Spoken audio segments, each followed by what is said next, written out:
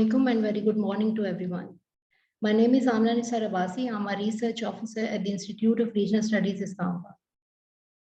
On behalf of President IRS and his team, I warmly welcome our distinguished speakers and participants into webinar series on Iran-Saudi rapprochement.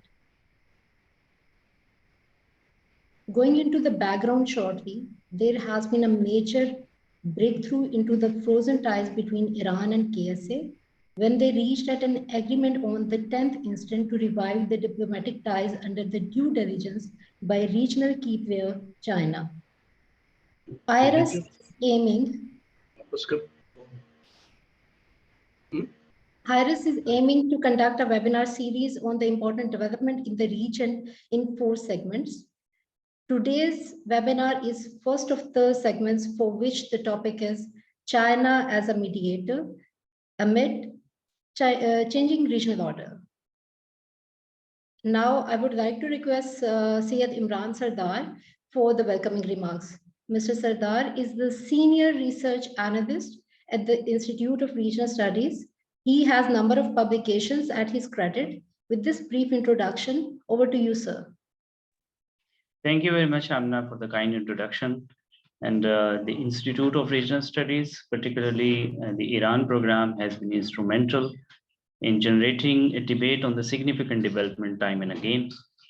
There is no doubt the normalization process between Iran and Saudi Arabia has taken a new turn after the Chinese entry into the whole process. It actually overturned the development taking place in the region for the last several years. US, particularly Israel, has long been working on isolating Iran. But this development has changed the atmosphere.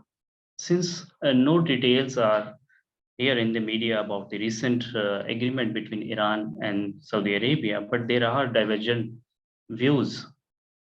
Some argue that development is significant and has far-reaching implications for the region. But for others, this particular development is not going to make a big difference, considering the deep-rooted conflicts in the region and the complex geopolitics in the Middle East and West Asia. So today's discussion, in the presence of 2 eminent scholars, Dr. Rashid Ahmed Khan from the University of Central Punjab and Ms. Rida Tanvir from NUML, will certainly help better understand the recent Iran-Saudi Arabia rapprochement and its implication. So I'm looking forward for a great discussions. Over to you, Amna. Thank you so much, sir. Now I'm going to invite our first speaker, the distinguished Professor Dr. Rashid Ahmed Khan. Dr. Khan is a chairman of Department of International Relations, University of Central Punjab, Lahore. He served as a chairman of Department of Political Science, University of Punjab, Lahore, chairman of Department of Political Science and International Relations, University of Sargodha, chairman of Department of Political Science and Dean Faculty of Social Science, Islamia University, Bahawalpur. Dr. Khan authored 2 books, Pakistan and Arab-Israel Conflict in 1995 and Prospects on Current Affairs in 1975. He has also authored a research monograph titled Scramble for the Indian Ocean. Mr. Khan has published more than 50 articles in the Professional Research Journal. He has been a frequent discussant on international and regional affairs in national and international radio and TV channels. Dr. Khan's main areas of interest are government and politics of South Asia, security issues of the Indian Ocean, Persian Gulf and the Central Asian region, regional integration and inter-regional connectivity, including OBOR. With this brief intro, over to you, sir.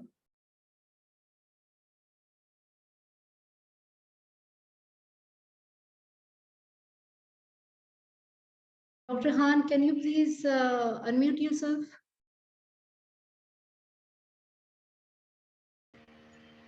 Thank you very much for your kind words. And also I thank my profound thanks are for the Institute of Regional Studies, with which I have had a very long association, and its journal has published some of my articles also. Well, I'm these days working as independent analyst. I'm no longer working with the University of Central Punjab. Anyhow, the issue under discussion right now is no doubt of not only regional but global implications. Especially its spillover effect would be felt in the adjoining areas in not only in Central Asia and also in the South Asia, in my view. Well, I would saying that China is not a new country. Middle East is not new to China. Middle East and China have been linked together from ancient times. The famous Silk Route was the link between these two ancient civilizations.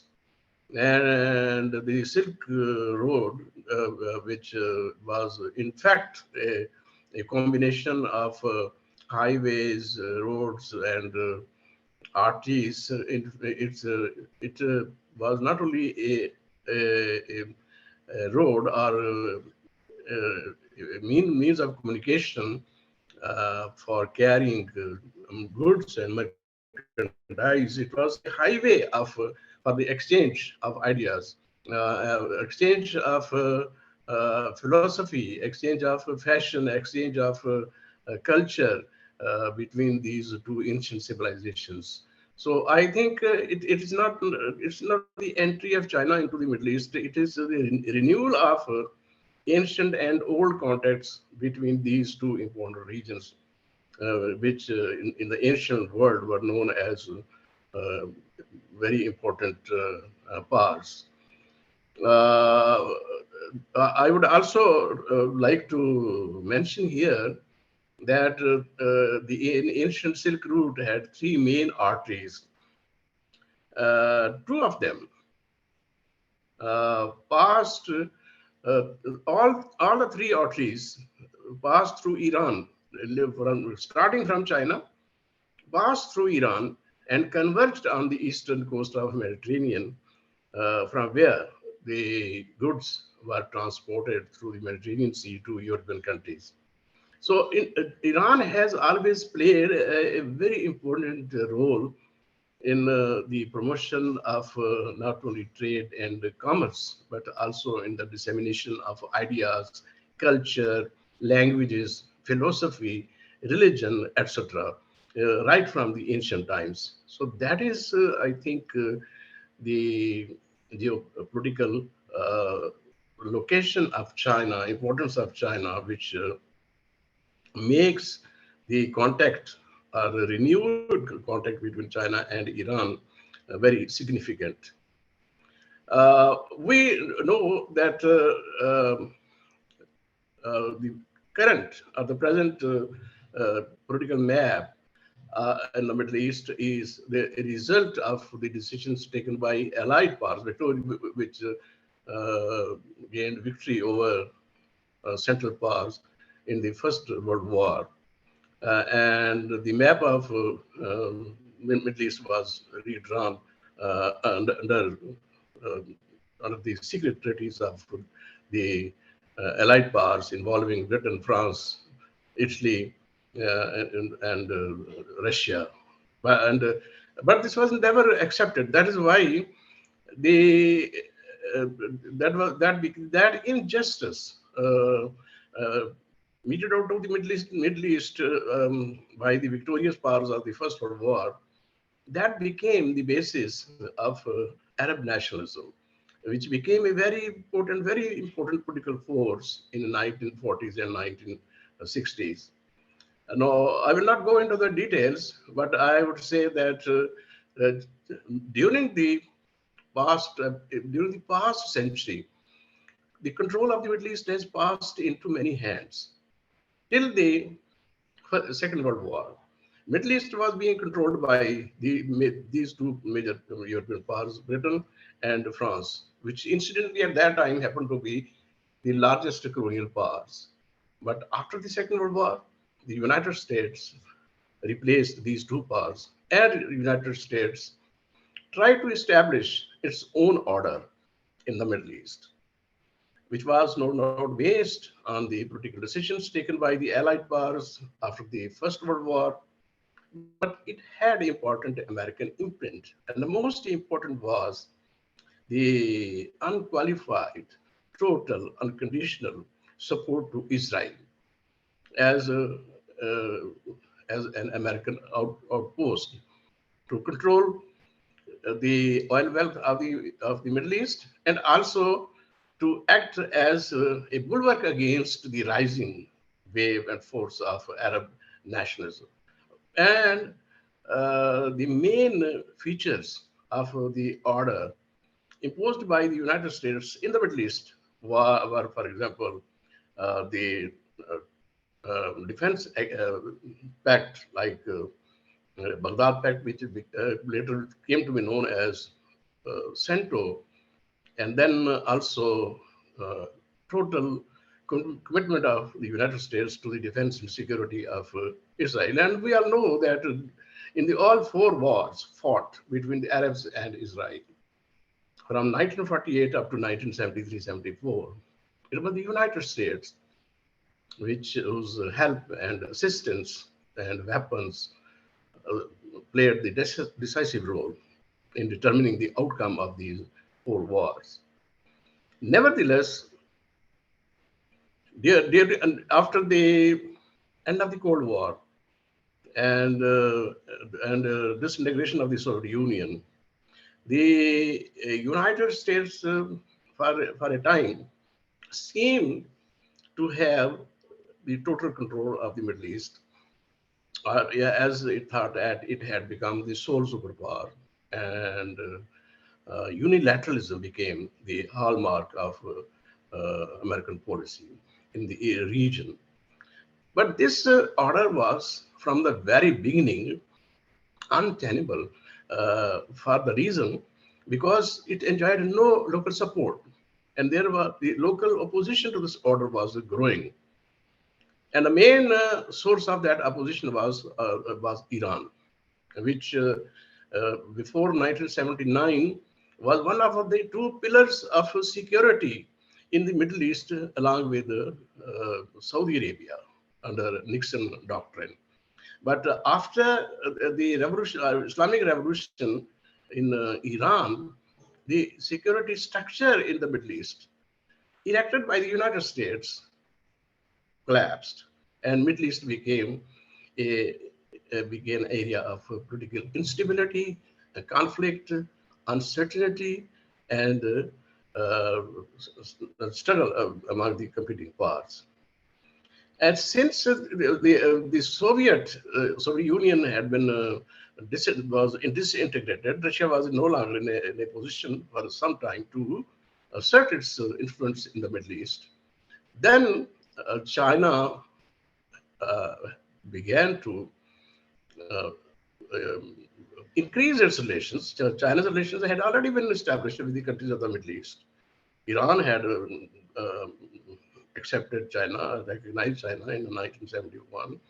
China had also established diplomatic relations with Israel and all the Arab countries. But China's clout in the Middle East, in fact, became strong and powerful only after the elimination of the Soviet Union as an influential power in the Middle East. Now I think after giving this background, I would like to come to the significance of this development. That is the decision by Iran and Saudi Arabia to normalize their relations, restored diplomatic relations, which were broken in 2016. In one way, this is not surprising because efforts for this were going on for almost a year, and meetings between the officials of the two countries, Iran and Saudi Arabia, were taking place in Baghdad and also in Oman. And there were a number of statements from the two sides during this period, which were encouraging and which showed the signs of some positive development between the two countries but nevertheless, it is unexpected. Unexpected in the sense that it came about through the mediatory efforts of a totally unexpected power like China. China, as you know, outside its powers, has never intervened, has never meddled in the affairs, in the disputes between the countries. And that adds a significance to this agreement. And that is why it is being called now. It is being opined that after this agreement, China's position in the Middle East will become very strong, and China's influence would grow. China's shadow in the Middle East would expand, and this is why it is being called. This development is being called a game changer in the Middle East. Why it is a game changer? It is because because it will give an opportunity to China to uh, to to bring about or to establish or help in establishing some kind of a state of environment in the Middle East, which is free from interstate tension, which is free from the chances of conflict, and which focuses mainly on the promotion of trade and commerce and investment.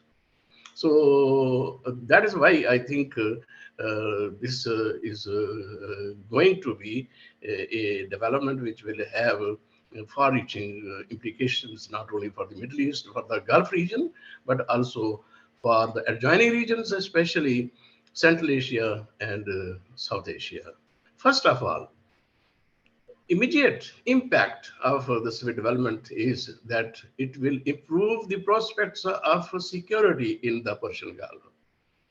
Because security in the Persian Gulf cannot be guaranteed without cooperation between the two powerful and influential parts of the region, that is Saudi Arabia and Iran.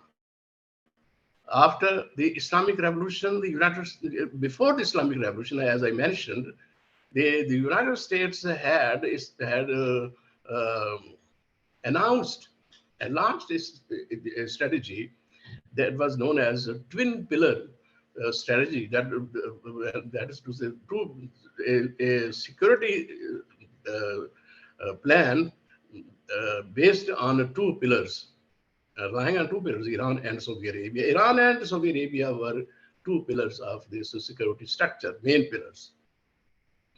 After the Islamic Revolution, the United States tried to establish a new order in the Middle East and also in the Persian Gulf by excluding Iran, but it failed, and that is, I think, this development is the result of the failure of a strategic plan by the United States pursued so far since 1979 in the Middle East and in the Persian Gulf.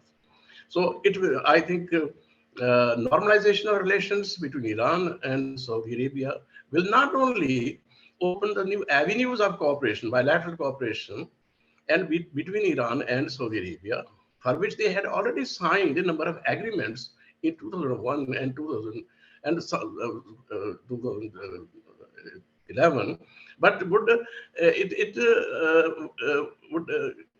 guarantee the security of the Gulf, and I think it will lead to immediate and not even, I would not say immediate, but it would I think be used by the two countries to come to some kind of agreement on the differences and the issues which divide them, as the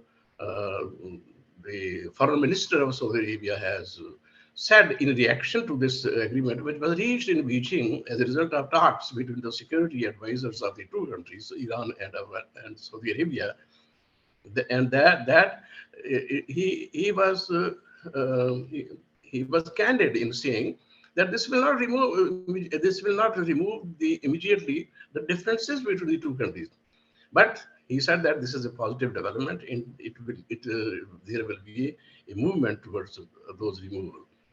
Secondly, I think this will encourage the similar type of improvement in relations and create a good environment in Central Asia and also South Asia.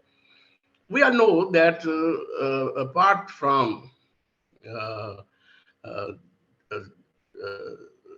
CPEC, that is between Pakistan and China, there are other also corridors which are significant. One of them is North-South corridor linking India and Russia through Iran and Afghanistan.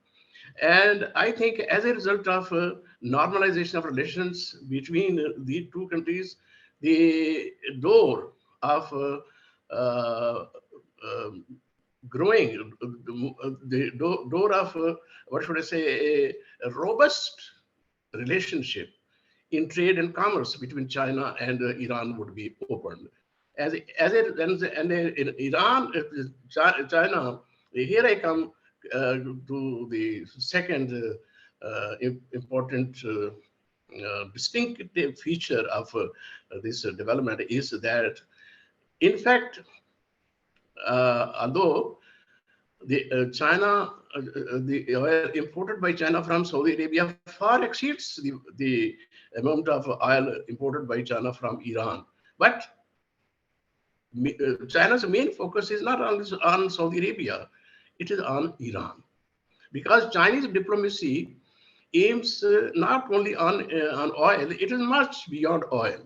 It is, I think, it's a decision, or it is a policy for China working behind this agreement, that China wants to take advantage of Iran's geopolitical position and expand the Belt and Road Initiative, and that is a revival of ancient Silk Route by using using Iran's geopolitical position, because Iran is not only overlooking Persian Gulf, it's also sitting on the banks of Caspian Sea, which is rich in oil resources. And one of the aims of China is to gain an access to the oil resources of Caspian Sea through Iran, so that China can reduce its dependence on the Indian Ocean for the supply of raw material, for the supply of energy, because the choke points of the Indian Ocean, one of the important choke points in the Indian Ocean, Malacca Straits, is still under the control. It is not under the Chinese control, and it can be blocked by America in case of a conflict and tension with China. So it's a part of grand strategy by China to gain access to the areas of oil in the Caspian Sea, so that it can have a reliable and dependable alternative energy supply route in case of conflict with India or the United States, which can lead to the blockage of Malacca Straits. And third is that and most important, that China is emphasizing, or China's aim is to extend its intercontinental, interregional plan or project, that is Belt and Road Initiative. And for example, China in 2021 signed a 25-year strategic partnership agreement with Iran. And under that agreement, China agreed to invest $400 billion in Iran.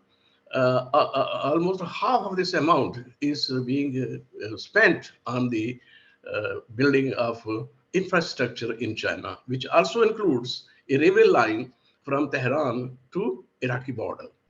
That can be extended to extended further, and I think China would try to get an access through this by building this railway line, not only to other countries of Middle East, but go up to Egypt and also to Turkey and Caspian Sea.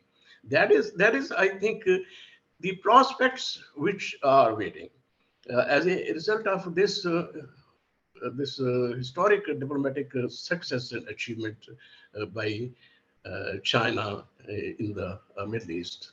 Now I come to South Asia.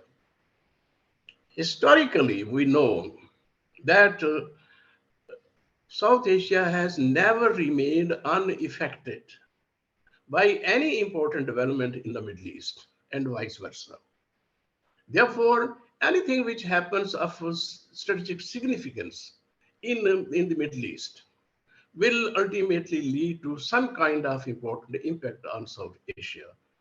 And this is a development which has taken place in the Persian Gulf region, with which Pakistan has a common border. Therefore, I think that is why you can find the enthusiastic reaction by our foreign ministry. Pakistan is very happy because when Pakistan had been trying to bring about reconciliation between Iran and Saudi Arabia, many other countries had been trying to do that, but it goes to the credit of China. Lastly, I would also speak about why China has succeeded in where other powers have failed to bring about reconciliation between Iran and Saudi Arabia. And that is because of China's policy. China has one thing is that China doesn't behave like a colonial power in any region. You can study Chinese policy in South Asia. You can assess the Chinese policy in Central Asia. There was a trilateral competition in Central Asia between involving China, United States, and Russia to gain influence after the disintegration of the Soviet Union. But ultimately, it was the Chinese who won, not the United States. Although the US had money, not the US, not the Russia. Although Russia had been their past, what should I say, partner. Although Russian influence is still there, Russia has security agreements with the countries of Central Asia. Russia guarantees security of certain countries with borders with Afghanistan. But Chinese are more welcome as compared to the American and Russians in Central Asia.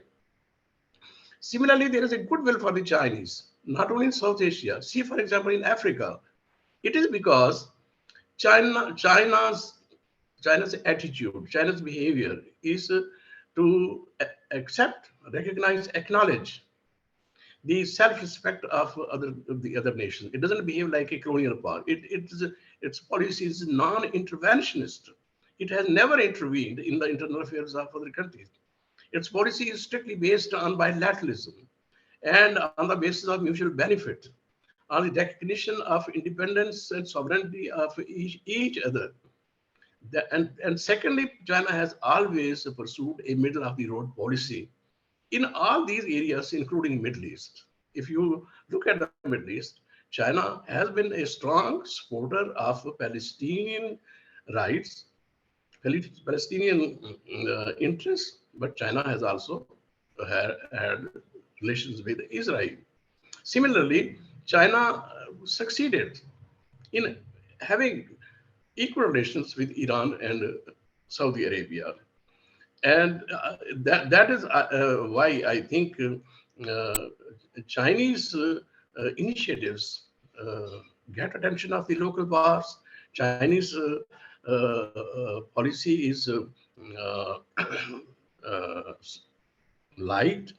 If the way can be inspired by Singapore, why not Middle East to be inspired by China in the arena of development? And because You know, the other parts like European parts and the Americans, Chinese, wherever they have gone, they have not behaved like a colonial power. Finally, I would speak about the prospects of the future of American influence in the Middle East as a result of this development, or as a result, can we say that this development is the beginning of the end of the dominance of the United States over the Middle East? No, I don't think that China, it is, or China can, or it is the Chinese aim to replace the United States in the Persian Gulf and the Middle East. China is a very pragmatic power, very realistic power. China fully realizes, accepts, and believes, and correctly believes that no power can replace the United States in the Middle East or in the Persian Gulf. Because if we study history and if we take into consideration the geographical, geopolitical location of the Middle East, we will come to the inescapable conclusion that Middle East is very vital, very important for the security, for the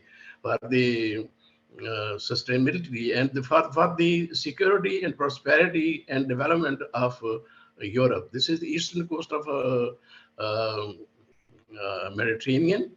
The United States and its allies have very important interests in the Middle East. We have those interests entrenched, and they maintain an unparalleled, rather I would say unchallenged military position in the area stretching from the Mediterranean to Southeast Asia and the Pacific, in the Red Sea, in the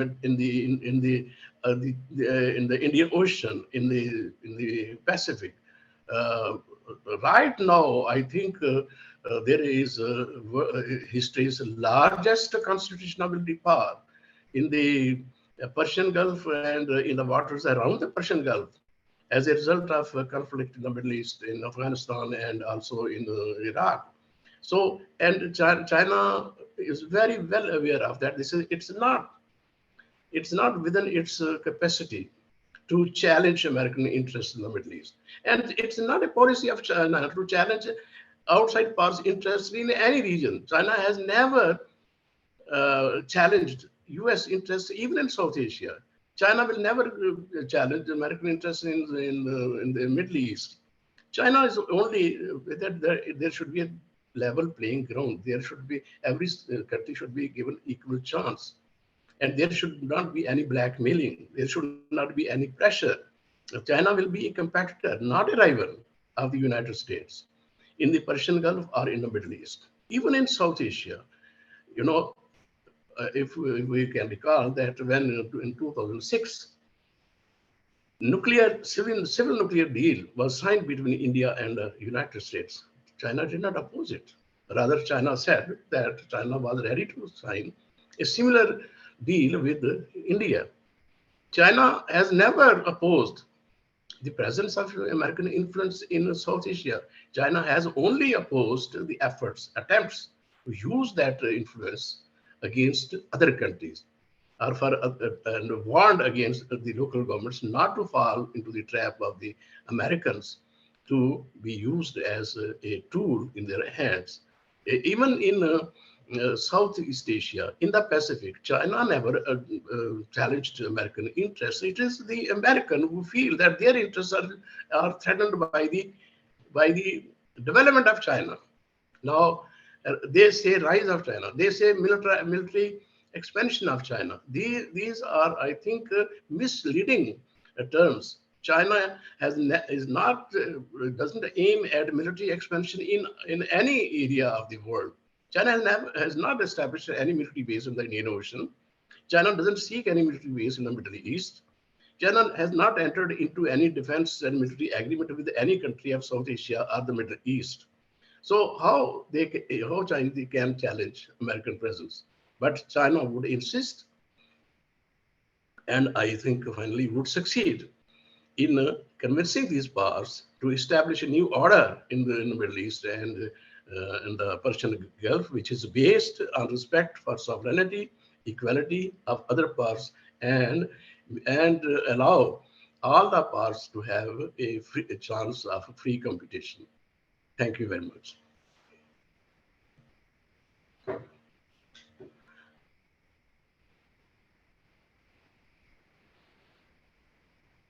Thank you so much, sir, for shedding light on implications of this regional development. Now I hand over the floor to our second and last speaker of the session, Ms. Nida.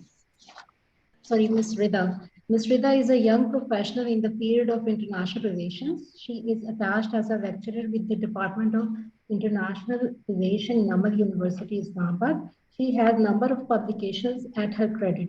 With this brief intro, over to you, Ms. Rida.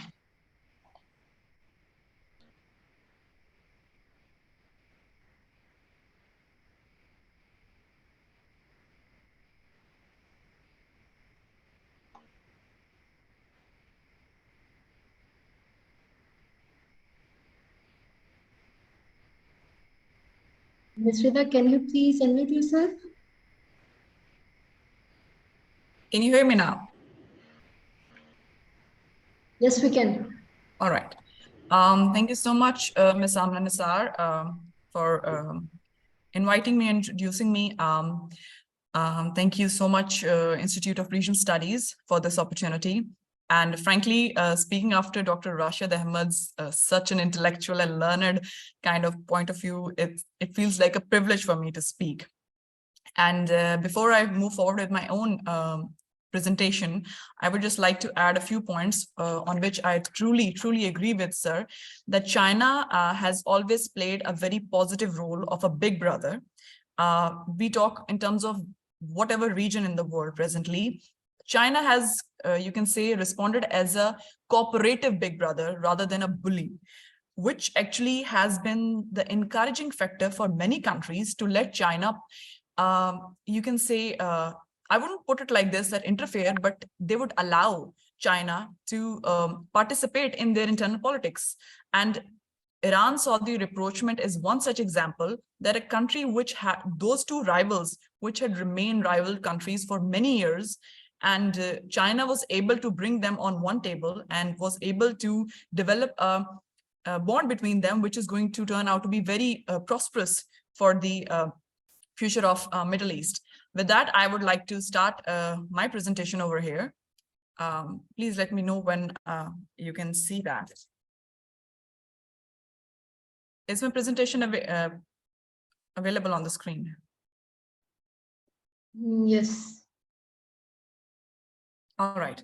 So as we have seen that China and this recent rapprochement has been something of a head turner for a lot of countries, and Pakistan was no exception. And personally, I myself, I was amazed to see this rapprochement, because as I am a student of IR and my PhD dissertation is on China, on Iran, and the relationship of China improving with Saudi Arabia is going to have a lot of implication on my PhD dissertation as well.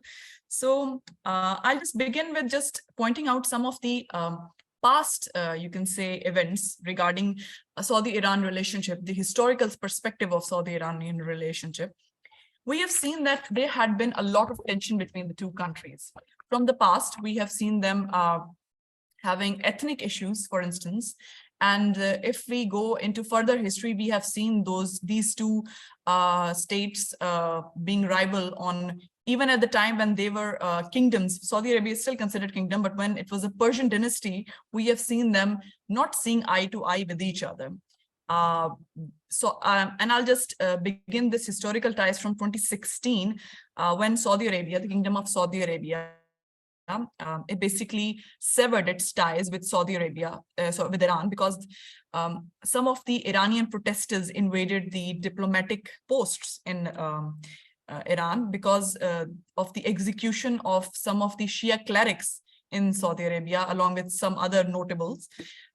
Plus, there were some statements, some very rigid statements coming from Saudi Arabia. For instance, one of those were the statement coming from the Crown Prince, Mohammed bin Salman, the then deputy, who compared the Iran's supreme leader, Ayatollah Ali Khamenei, with the Nazi Germany's Adolf Hitler. That obviously such kind of statements and accompanied with the, you can say, killing of the Shia clerics in Saudi Arabia, plus not letting them participate in the pilgrimage, which is obviously a very important aspect for the Muslims all over the globe. These kinds of aspects had been there, which had never been something of, you can say, and you can say it has been an issue which could never be dealt with, which kept these two countries rivals. Adding fuel to fire, I would say over here, has been the role of United States. United States has always been lobbying with one side while completely neglecting the other side. And in this case, United States in the Middle East has always favored the Kingdom of Saudi Arabia. And on the other hand, it has been placing various sanctions on Iran, various economic embargoes, which has led to destabilizing their economy. As a matter of fact, during the COVID days, they had to suffer a lot because they were under a lot of restrictions, due to which they were unable to even manage some of the medical equipments which were necessary. So, plus, similarly, Iran has been blamed for a series of attacks in Saudi Arabia, one of which includes the targeting of the, you can say, oil industry, the heart of the oil industry in Saudi Arabia back in 2019, which temporarily basically resulted in, you can say, halting and halving the oil supply of Saudi Arabia. And Saudi Arabia was very blunt to blame Iran, even though the Yemeni Houthi tribe was, clan, basically ultimately rebels, ultimately took the blame. But since Iranians have always been, you can say, blamed for, you can say, supporting the Houthis, they were the first one to be blamed for this attack, even though the Iranian leadership was there and they refused any participation in this, you can say, event. But seeing this history, I would personally say, I mean, I woke up one morning and I just looked at the newspaper sitting on the dining table, and I was literally amazed. I was amazed when I saw that the China was able to draw a link between two rival countries. And frankly, it was an amazing accomplishment, in my opinion. And in the light, especially, of the aforementioned series of events, it was a huge surprise and triumph, I would say, for the Chinese diplomacy. I mean, as they were able to bring forth two rival countries in the Middle East, which no other country in the history was able to do. I mean, it is a remarkable achievement on the part of China. And to the deal basically struck in Beijing, amidst its ceremonial National People's Congress, it basically signifies a massive victory for the Chinese people in the Gulf Arab states. And frankly, I would say that the Gulf Arab states are now looking at the role of United States waning away from Middle East. So I would say the presence of now China in a positive manner, as I would say non-interventionist and non-imperialistic and more of a bigger brother role, is encouraging and more appreciative as compared to that of United States at the moment. And the deal actually obviously is unexpected surprise for the rest of the world, but most importantly, it came as a surprise to United States. As I would say, United States responded in a very distant manner, but I could sense some cynicism and disdain from the statements that came from DC, which I'll be discussing in the future. But China has played a vital role. I would say that China's role as a peacemaker is evident. It is impressive, it is commendable, and it must be applauded. I mean, China's diplomatic triumph in brokering a renewal of relations between West Asia's two largest powers, Iran and Saudi Arabia. I mean, it has like vital significance for peace and security in Middle East. It is going to stabilize the long-lasting security dilemma in the region and this strife between two rival powers, one being the upholder of the Shia sect and the other being the upholders of the Sunnis, and bringing them on one table through negotiation and without any kind of, you can say, conflict, and in a peaceful manner, I would say has been a great achievement on the part of China. Furthermore, it's not going to have positive ramifications for China and Iran and Saudi Arabia only, but it is going to be positive for West Asia and North Africa.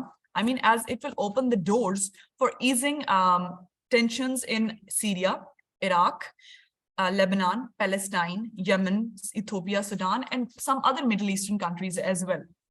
So I would say that it is a significant achievement, and I must highlight that since President Xi's visit and especially before the visit, I would say that his proposition of the new security concept of common, comprehensive, and sustainable security in 2014, China has been pursuing relentless efforts in order to promote security in Middle East, which is obviously has been devastated by more than 2 decades of war and hunger and poverty, and followed by some other natural calamities. And China's presence, and you can say the developmental presence and the more infrastructural, you can say in developmental work in the region has been more of a, you can say, breeze of a, I would say it's like fresh breeze of spring.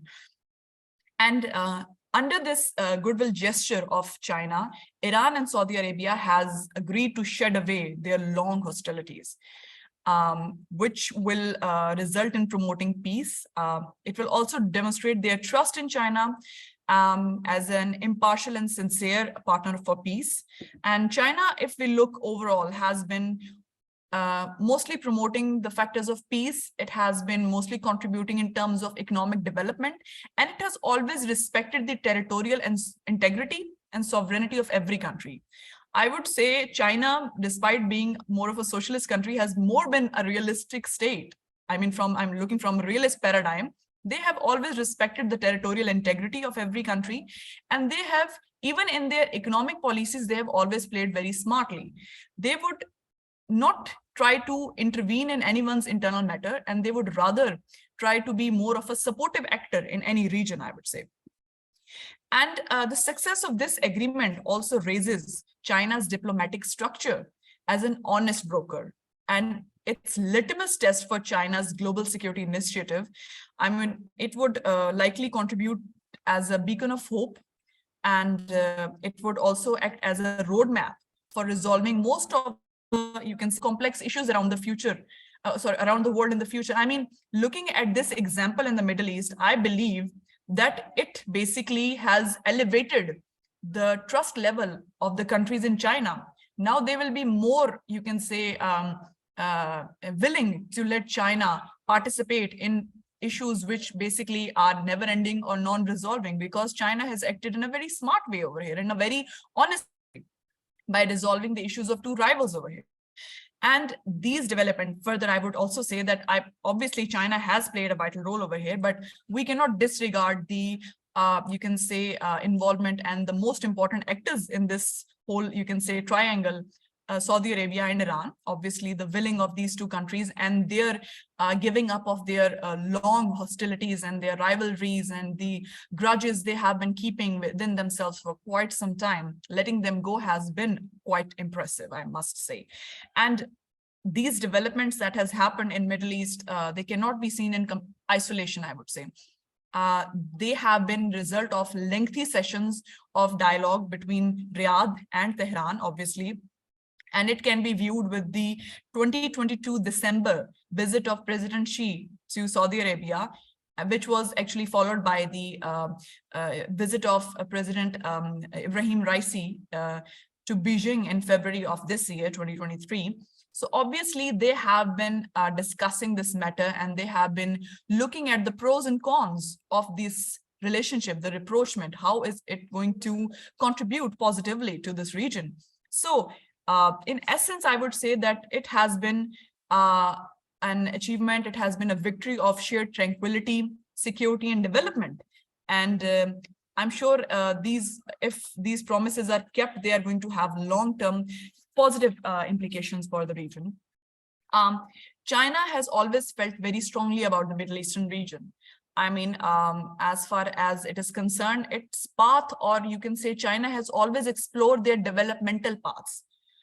It has less been about China's participation has always been about developmental work. It has always been about economic prosperity and resolving differences through dialogues and consultations, obviously, which is going to contribute towards enduring and long-term peace and stability in any region. And you can say this dialogue and this agreement is going to result in positive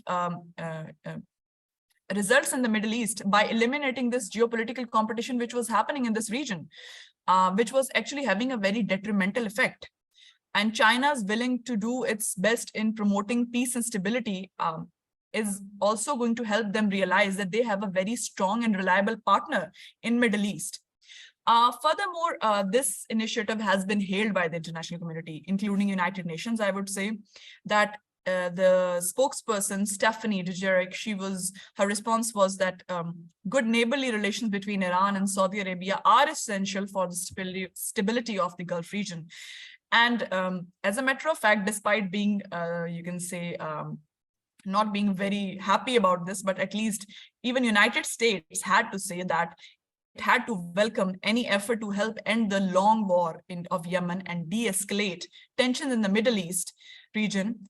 Could be very beneficial, obviously. However, the State Department has also offered a word of caution, which says that, of course, it remains to be seen whether the Iranian regime will honor their side of the deal or not. Because as we know that United States has this, you can say, experience in the past of walking out of some deals, especially if we look at the comprehensive plan of action, that might have been the reason why they had to add this statement over here. But lastly, I would add that Benjamin Netanyahu is not very happy with this deal. And Netanyahu believes that this has been the political failure of the Biden administration at the moment, as they, you can say, completely disregarded this deal from happening, as it was happening under their nose, and they were either unfamiliar or they just let it pass. And they are now worried that it might encourage the Iranian, you can say, uranium enrichment program, which Iran has already denied that they have no intentions of turning it into a nuclear weapon. But Israel's reservations remain over there that Iran might become a nuclear power, which is going to be obviously hazardous for its own nuclear weapon program, I would say. Then I'll move on to the regional the final part of my presentation, the regional implications of this rapprochement. If I look at this you can say, rapprochement from the realist notion of power politics and domination, and if I look at the US role in this region, so US had divided, as I've spoken before, this has divided this region into two parts. One part being the Saudi camp, and the other part is the Iranian camp, and where it used proxies to dominate the opposing camp. And it has resulted in devastation of this region. And it has come at a huge cost of human sufferings and abject poverty, I must add over here as well. But from Chinese neutral perspective, this globalized world is now witnessing an era of interdependence. And interdependence is a win-win situation, all right, where there is no room for power politics or zero-sum game. So China's role has always been more of a cooperative bilateralism, like Dr. Rashid Ahmed mentioned before, and mutual benefit, obviously. So they have always been there to opt the ground, which has been of the middle, you can say, middle road policy. And therefore, the President Xi's visit to Saudi Arabia, followed by the President of Iran, President Raisi's visit to Beijing, it has provided a full frame for Middle East to recover from its old rivalries and to enter an age of economic interdependence, which obviously, in my opinion, it might turn out to be, you can see, a model for India, Pakistan as well. I would see that this change of dynamics in Middle East might even encourage India and Pakistan to rethink their policy, their relation with each other, their foreign policy as well.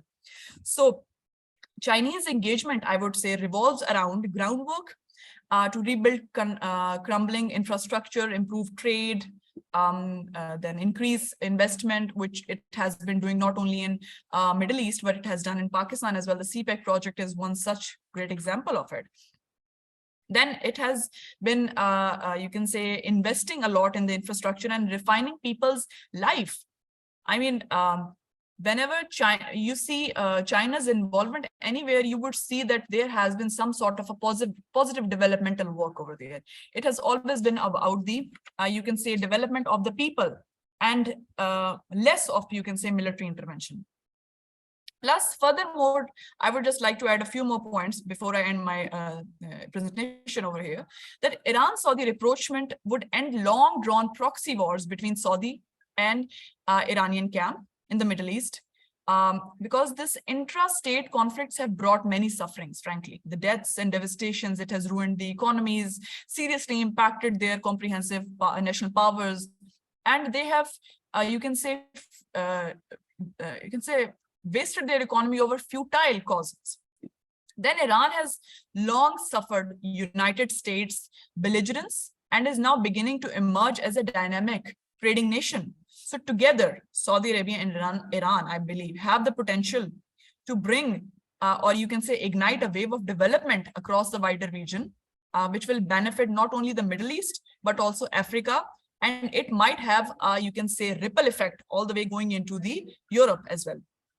This deal will also help end the war in Yemen, which has been long running, and then it will remove the misunderstandings. Most importantly, it is going to remove the misunderstandings between these two rivals, which obviously in future is going to have positive impacts. In a way, I would say that if these two rivals eliminate their, you can say, misunderstandings, they can come onto, you can say, a certain level where they can set some standards for Middle East. They can participate as the influences of the Middle East by creating a better order in the region. Plus, they are both oil, you can say, rich countries. They can control the oil market in the world. They can develop this cartel where they can have the hold and they can control the prices of the oil. And that would actually now might, you can say, act as a challenge for United States, and it might reconsider what it is doing to Iran. So this, in my opinion, this rapprochement is going to have positive impacts in terms of Iran's existing sanctions, which is facing right now. Plus, it will also improve regional stability and security as well. It will increase cooperation among Persian Gulf countries and the world, Islamic world. And it will also help strengthen the Organization of Islamic Cooperation, which has been there for quite some time, and its inefficiency has been there due to various other rivalry and other effects as well. And it will also, I mean, in the evolving world order, both countries can cooperate for meeting energy demands of the world market and the stability of global energy supplies and price stability as well. And Israel, lastly, who wants to normalize relations with Saudi Arabia despite the Palestinian, you can say, reservations regarding the fact that they have been occupying their state for quite some time. Now, Israel will also feel the tension, which it in the past has been denying. And now the easing of tension between Riyadh and Tehran is going to complicate the situation for Israel a little bit. But overall, it is a win-win situation for the Middle Eastern countries if these two rivals come on board. Thank you so much. Thank you so much, Rida, for giving multi-dimensional insight on the topic. Now I'm going to open the question answer session. We already got so many questions. The first question is to Dr. Rashid.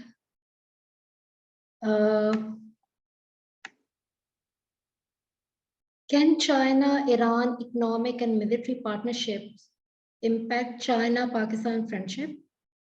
And second question is how we can see the lack of collaboration in terms of trade and military assistance among Pakistan and Iran.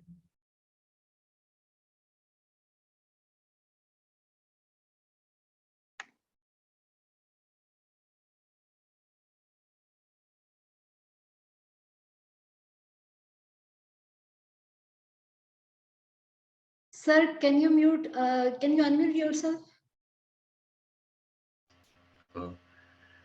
First of all, I would like to emphasize that China, while entering into any kind of strategic cooperation or partnership with any other country, has never used that partnership and cooperation against a third country. Examples abound in regions like South Asia, Central Asia, Southeast Asia. So there is no question of any kind of military and economic partnership between China and Iran to have an adverse impact on Pakistan.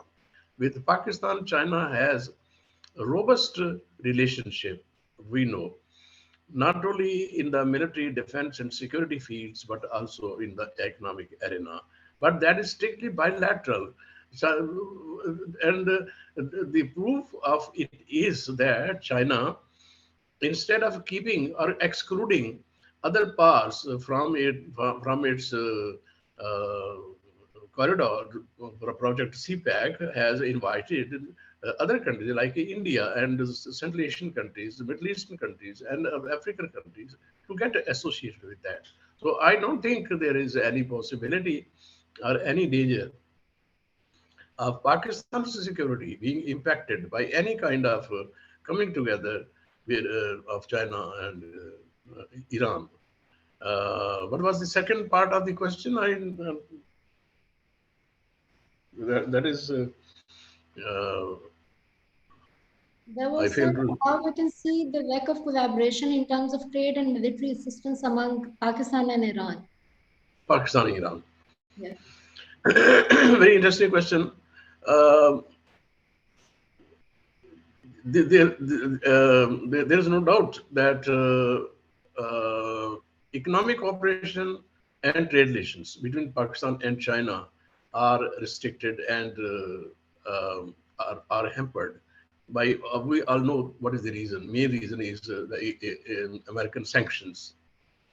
That has also stopped the construction of gas pipeline between Pakistan and Iran. But the American sanctions have not totally prevented bilateral trade between Pakistan and Iran. Recently, Pakistan and Iran signed an agreement to provide electricity, 100 megawatt electricity to Gwadar. Already, Balochistan receives a variety of consumer goods from Iran through informal, which you can say term as illegal trade. But Pakistan's largest province in terms of area, that is Balochistan, is totally dependent upon the supplies from Iran in consumer items, especially like flour, like oil, like other items. So I think there is still going on plenty of trade between these two countries. I would also remind you an important episode in the history of relations between Iran and Pakistan. When Pakistan lost its eastern wing, East Pakistan, in fact, Pakistan lost a very lucrative and a protected market for its goods. And it was a huge setback. It was not only a military setback or a political setback. It was an economic setback. Pakistan's economy was in shambles. At that time, Iran came to the rescue of Pakistan. And after 1970, from 1971 up to 1974, 75, trade between Iran and Pakistan increased 5 times. And Iran offered Pakistan to replace the United States as the principal source of economic assistance. That was the level and scale of Iranian help to Pakistan in those days. So I think Iran is not an ordinary neighbor of Pakistan. Iran, Pakistan, the two countries, their relationship is a unique relationship. And I think there will always be a readiness to help each other in bad times. Thank you. Ms. Rida, would you like to add on it? Sorry. No, I'm quite content with whatever Dr. Rashid had said. I'll move to next question. Well, will there be an emerging nexus between Russia and China to counter the US in the Middle East? What's your intake on? Well, I think since Russia and China have entered into a long-term strategic partnership, and the two countries have come together not only in the area of trade, economic cooperation, strategic cooperation, but they have also adopted, I think, similar position on some of the important regional and global issues. Like, for example, Ukraine war. China has refrained from joining the voice raised by the United States in condemning Russia. And then Russia has also come out in in China's support in opposing the efforts by the United States to increase military activities, alliances like Quad in the Indo-Pacific region, and then now AUKUS in the Southern Pacific region, binding UK, Australia, and United States. So I think there is already convergence. There is already emerging convergence between China and Russia, Russian views on important regional and global issues. So China and Russia are already in agreement. They have similar views on the issues of security in the Middle East. That is to say that like Russia, China is also opposed to any kind of unilateral action in the Middle East, or Israeli adventurism in the Middle East, or the support to secret support to terrorist organizations in the Middle East, terrorism in the Middle East, Russian effort to maintain peace in the Middle East are supported by China because China is also a member of UN Security Council. But I don't think that there will be any formal alliance between China and Russia. Their reaction to the developments or events in other parts of the world would depend upon issue to issue basis. But I would agree that I look forward towards seeing a greater convergence of Russian and Chinese positions on not only the regional issues but also global issues, and not only on economic trade and regional connectivity issues, but also on security issues.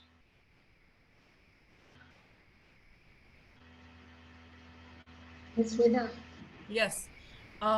Regarding Dr. Rashid's perspective on this issue, I'd just like to add one more thing over here. Since China and Russia both are global powers right now, and China's perspective has always been economic prosperity. And participating in a war which is not theirs, I would say, for instance, the issue that is going on between Russia and Ukraine, and which is actually because of the closeness of United States to Russian borders, China has refrained from, you can say, taking side in this matter. And that explains that China wants to stay away from any war-like issue, which is going to ultimately hinder their their economic, you can say, development. Their role would always remain, as per my, I would say, opinion, more of developmental. It would be more like economic adventurism, not, I would say, military adventurism. So that is why they would refrain from any kind of, you can say, a role in this war. But other than that, I would say they both share similar kind of sentiments. They are both quite, you can say, against the intervention of United States in terms of exploiting the resources of Middle East, and especially destabilizing the region So both of these countries are against this kind of intervention. So yes, they might share similar perspectives, but other than that, they will not be interfering in each other's matter by taking any Yes. side, I would say. Yes.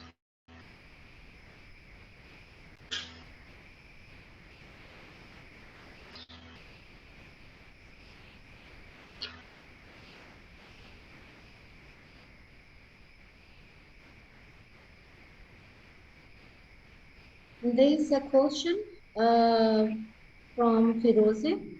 Triti Parsi, the Executive Vice President of Washington-based Quincy Institute, tweeted, "Many in Washington will view China's emerging role as mediator in the Middle East as a threat." How is your opinion on this take? Anyone can answer. It's a question for me. Anyone can answer. Okay. Now, please, would you please repeat the question, because it was not quite audible. Sir, there was a tweet by Triti Parsi. She's the Executive Vice President of Washington-based Quincy Institute.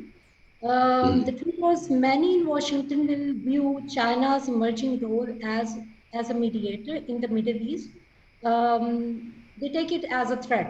So how you take on it? Like, what's your opinion on it? I think their apprehensions are misplaced. China's mediatory role in Middle East is not aimed at getting any foothold in the Middle East, not to seize any territory, not to establish any base, military base, and not to create their sphere of influence. China does not believe in the creation of spheres of influence. China does not believe in establishing a military presence in any area of the world. And China has proved this by its actions during the last about 3 decades. So it is the threat of China is a bogey. I think it's some kind of excuse or a shelter behind which the United States wants to pursue its own unilateral policy. You know, I would again emphasize that China's what is called China's mediatory role in the Middle East, or even the entry of China into the Middle East, it is not the re-entry or a mediatory role. It is the renewal of old link between China and the Middle East, which had not only economic significance, which was not only which did not involve not only carrying of goods and merchandise. That was also a highway of exchange of culture, spread of culture, spread of philosophy, spread of religion, ethics, fashion, design, science, and other things. And that is, I think, that is the aim of China to revive. And that pattern was disrupted by the rise of colonialism in the 18th century, 19th century. And it is something like which we can call back to the roots. It is because that was a period in the history of these countries when there was no conflict between empires, when there was no war, there was prosperity as a result of trade among these countries. So China, by promoting its regional connectivity plan known as Road and Wealth Initiative, that it aims to restore those ties. I just like to add one more point over here regarding this. Regarding this thing, there has been reservations on this particular matter in Pakistan as well. There have been people speaking that CPEC might have been one such similar, you can say, initiative, which was back then. You can see the East India Company. It might have been similar kind of an initiative. But in my opinion, and whatever I have learned, China is not an imperialistic state. It has learned from its predecessor. It believes that it is an exhaustive process because it is more expensive. It's a zero-sum game. So they believe more in economic development because it is a win-win game. So that has been always there, you can say, posture towards any region they go in. And it is because of two reasons. Number one is China still considers itself not only as a superpower or as a developed power, China still considers itself as a developing power. Yes, Chinese sir. concede that there is still poverty in China. We have to overcome that poverty. China aims at, the Chinese aim is to at least attain the status of a middle developed power by the end of this millennium. And that is why they say that we are confronted with serious problems of underdevelopment in certain regions. We still have a very large portion of population which is poor. We have to upgrade them. And then, you know, East India Company was launched in the beginning of 17th century. But now it is the 21st century. There can be Yes. no comparison between CPEC and East India Company.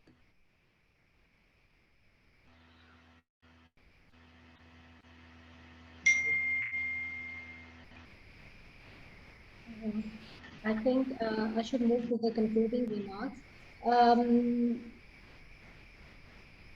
We have